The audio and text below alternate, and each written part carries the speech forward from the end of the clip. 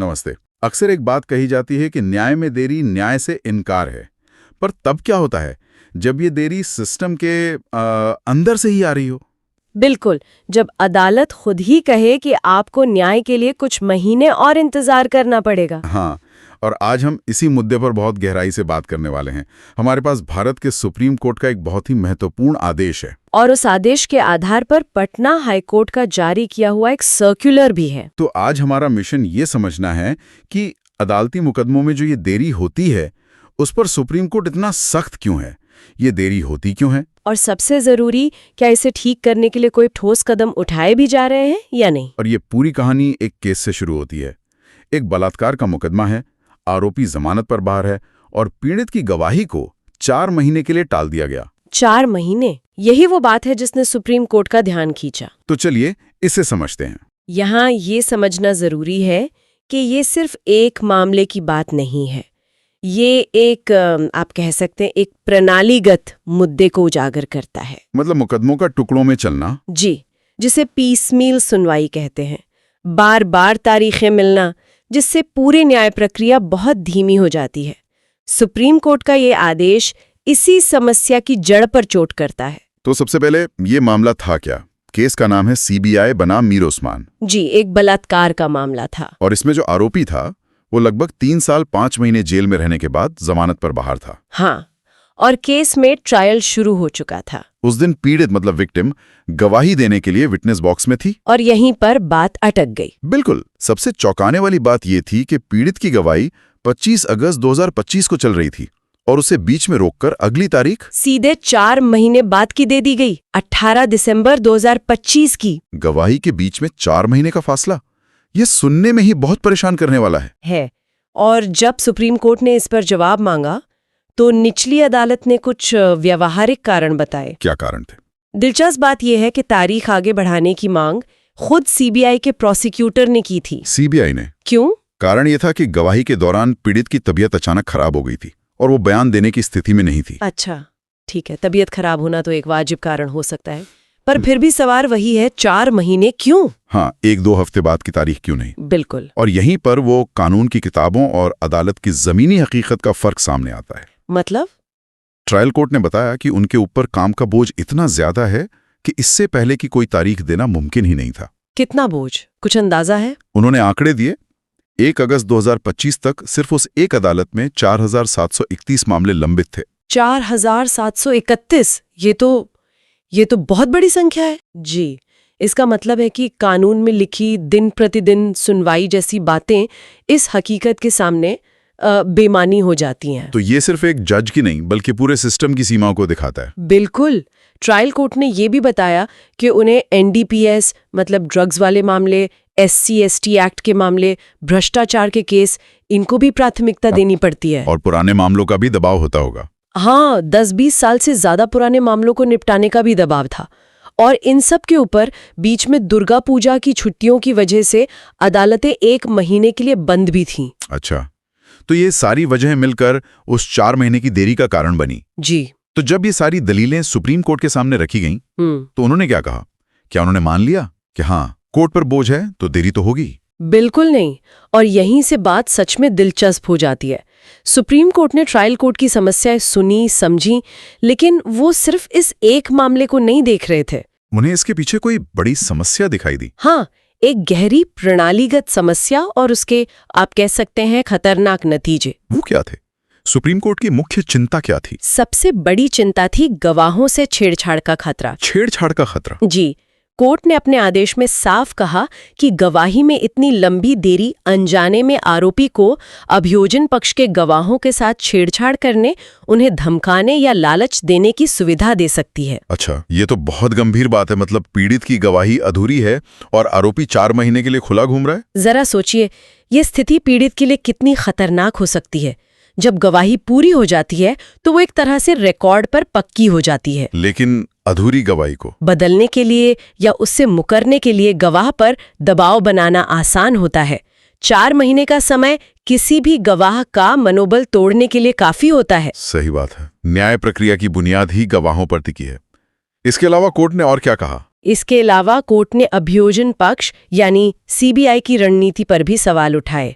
CBI पर? हाँ, court ने हैरानी जताई कि सीबीआई इस मामले में 30 गवाहों से पूछताछ क्यों करना चाहती है, जबकि पहले ये संख्या 60 थी। मतलब कोर्ट का कहना था कि आप 60 से 30 पर तो आ गए, लेकिन क्या ये 30 भी जरूरी है? बिल्कुल। उन्होंने जोर दिया कि सबूतों की मात्रा नहीं बल्कि गुणवत्ता मायने रखती है।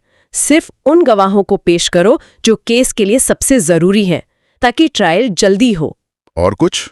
हाँ, अंत में सुप्रीम कोर्ट ने इस बात पर गहरी निराशा जताई कि गवाहों के अदालत में मौजूद होने के बावजूद मुकदमों को टालना एक आम चलन बन गया है। और इसके लिए उन्होंने एक बहुत कठोर शब्द इस्तेमाल किया था, है ना? जी, आदिम प्रथा, प्रिमिटिव प्रैक्टिस। उन्होंने कहा कि इसे बदलना ही होगा।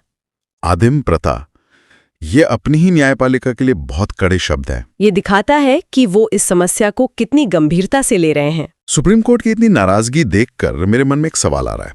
क्या हमारे कानून में इस दिन प्रतिदिन सुनवाई को लागू करवाने के लिए कोई मजबूत प्रावधान है ही नहीं? ये बहुत अच्छा सवाल है और जवाब है हाँ, बिल्कुल है। हमारे क्रिमिनल प्रोसीजर कोड यानी सीआरपीसी में धारा 309 है। धारा 309? जी, अब जो नया कानून बीएनएसएस आया है उसमें यह धारा 346 है, पर सार वही है। तो ये धारा कहती क्या है सरल भाषा में? इसका मुख्य नियम है कि एक बार जब गवाहों की जांच शुरू हो जाती है तो मुकदमा दिन प्रतिदिन चलना चाहिए। दिन प्रतिदिन? हाँ, जब तक कि अदालत में मौजूद सभी गवाहों की जांच पूरी न हो जाए। मतलब कानून का डिफॉल्ट मोड प्ले है, पॉज नहीं। आपने बिल्कुल सही समझा। पॉज बटन दबाने के लिए, मतलब स्थगन के लिए, अदालत को लिखित में आवश्यक कारण बताने होंगे। और अगर गवाह अदालत में मौजूद हो? तब तो नियम और भी सख्त है। कानून कहता है कि अगर गवाह हाजिर है तो उन्हें बिना जांच के वापस नहीं भेजा जा सकता। ऐसा सिर्फ विशेष कारणों से ही हो सकता है। विशेष कारण? आवश्यक और विशेष में क्या फर्क है? विशेष का मतलब है कि स्थिति वाकई असाधारण होनी चाहिए। तो कानून तो बहुत साफ है, फिर भी इसका पालन क्यों नहीं होता? इसी पर सुप्रीम कोर्ट ने अपने पुराने फैसलों का भी जिक्र किया। जैसे शंभुनाथ सिंह केस में कोर्ट ने कहा था कि किसी वकील की असुविधा, जैसे कि वो किसी और कोर्ट में व्यस्त हैं, वो विशेष कारण नहीं माना जा सकता। बिल्कुल। अच्छा, मतलब वकील साहब दूसरे कोर्ट में हैं वाला बहाना टेक्निकली नहीं चलना चाहिए। नहीं चलना चाहिए। इसी तरह स्वर्ण सिंह केस में कोर्ट ने कहा था कि बार बार स्थगन देना बेईमान वकीलों का एक खेल बन गया है, ताकि गवाह थक जाएं या बिक जाएं। और कोर्ट ने एक बहुत तीखी टिप्पणी भी की थी। जी, उन्होंने कहा था कि ऐसा करके अदालत अनजाने में न्याय के गर्भपात, अबॉर्शन ऑफ जस्टिस में भागीदार बन जाती है। वाह, तो ये समस्या दशकों पुरानी है। जी, ठीक है, तो एक तरफ हमारे पास एक मजबूत कानून है और दूसरी तरफ एक ऐसा सिस्टम है जो 4700 केस के बोझ तले दबा है। इस खाई को पाटने के लिए क्या हुआ? यहीं पर पटना हाईकोर्ट का वो सर्कुलर एक ठोस कदम के रूप में सामने आता है। ये सुप्रीम कोर्ट के उसी आदेश का सीधा नतीजा है। तो इस सर्कुलर में ऐसा क्या खास है जो पहले नहीं था? इसने निचली अदालतों को बहुत स्पष्ट निर्देश दिए हैं। शुरुआती निर्देश तो वही है कि ट्रायल तेजी से करो, दिन प्रतिदिन सुनवाई करो वगैरह। लेकिन ये तो कानून में पहले से ही है। सिर्फ दोहराने से क्या बदलेगा? असली सवाल तो ये है कि जब कोई सहयोग नहीं करता तब क्या हो? आपने बिल्कुल सही नब्ज पकड़ी है और इसी का जवाब इस सर्कुलर का सबसे महत्वपूर्ण हिस्सा है। अच्छा, ये बताता है कि अगर आरोपी या उसका वकील सहयोग नहीं कर रहा है तो कोर्ट क्या-क्या ठोस कदम उठा सकता है। जैसे कि? सर्कुलर कहता है कि अगर आरोपी जमानत पर है और जानबूझकर देरी कर रहा है तो कोर्ट उसकी जमानत रद्द करने के लिए कारण बताओ नोटिस जारी कर सकता है। मतलब जमानत रद्द हो सकती है? हाँ, या अगर गवाह मौजूद है और आरोपी बिना वजह गायब है तब तो जमानत सीधे रद्द की जा सकती है। ये तो एक बहुत बड़ा डंडा है, इससे दबाव बनेगा। पर अगर सिर्फ वकील सहयोग न कर रहा हो तो? उसके लिए भी समाधान है। सर्कुलर कहता है कि कोर्ट आरोपी के लिए एक न्याय मित्र यानी एमिकस क्यूरिया नियुक्त कर सकता है ताकि सुनवाई आगे बढ़े। अच्छा, मतलब वकील की वजह से केस नहीं रुकेगा, अदालत एक दूसरा वकील नियुक्त कर देगी। जी, और एक और बहुत महत्वपूर्ण निर्देश है। वो क्या है? अदालत देरी करने वाले पक्ष पर हर्जाना लगा सकती है। हर्जाना? हाँ, ये हर्जाना उस गवाह को मिलेगा जिसे अपना काम धंधा छोड़कर अदालत आना पड़ा और सुनवाई टल गई। उसके आने जाने का खर्च, उस दिन की कमाई, सबका हर्जाना देना होगा। ये तो बहुत ही अच्छा और मानवीय कदम है। इससे गवाह का सिस्टम में भरोसा बढ़ेगा। बिल्कुल। और आखिरी निर्देश भी बहुत व्यवहारिक है कि जज दोनों पक्षों के वकीलों से बात करके पहले से ही गवाहों की जांच के लिए एक शेड्यूल या टाइम टेबल बना सकते हैं। मतलब प्रोएक्टिव प्लानिंग। जी, तो चलिए आज के इस गहरी पड़ताल को समेटते हैं।